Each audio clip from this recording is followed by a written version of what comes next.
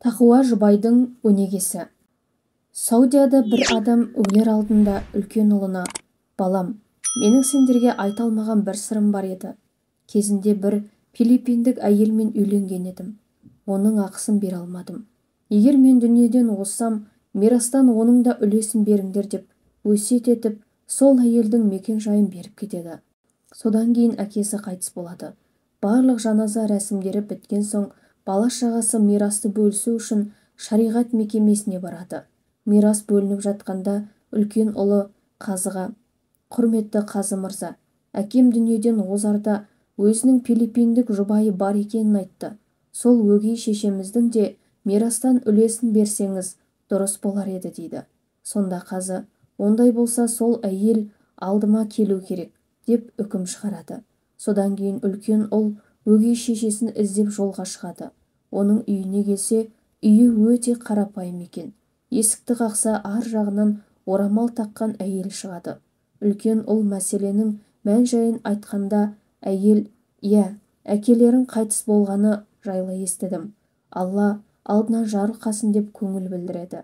Үлкен ұл өгей шешесін Саудияға алып келеді. Қазының алдына мирасты бөлуге апарып, өгей шешесі $213 мың үлесін алады. Содан кейін өгей шешесі үлкен ұлдан Мекке Мәдинаға зиярат жасатуды өтінеді. Үлкен ұл өтінішін орындап, өгей шешесін ертіп жүріп зиярат жасатады. Кейін еліне ұшаққа салып жібереді. 4 жыл мезгіл уақыт өтеді.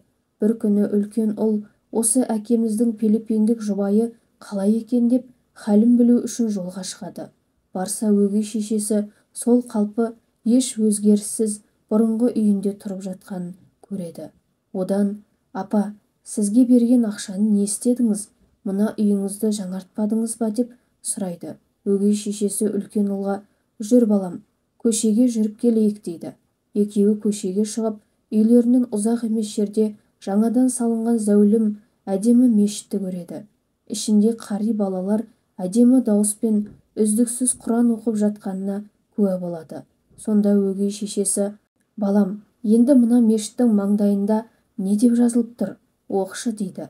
Үлкен ұл қараса, әкесінің аты жазылып тұрғанын көріп жылап жібереді.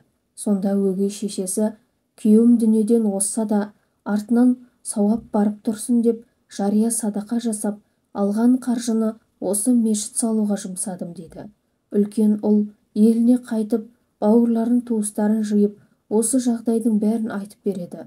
Олар да өгей шешеден ғибрат алып, ортадан $1,400,000 шығарып, әкелеріне жария садақа жасайды. Пайғамбарымыз оған Алланың салауаты мен сәлемі оған болсын, Аллаға деген тақуалығынан кейін мүмін үшін ізгі әйелден артық қазына жоқ деп айтқан. Алла баршамызға ізгі жар мен салих ұрпақтар нәсіп етсін.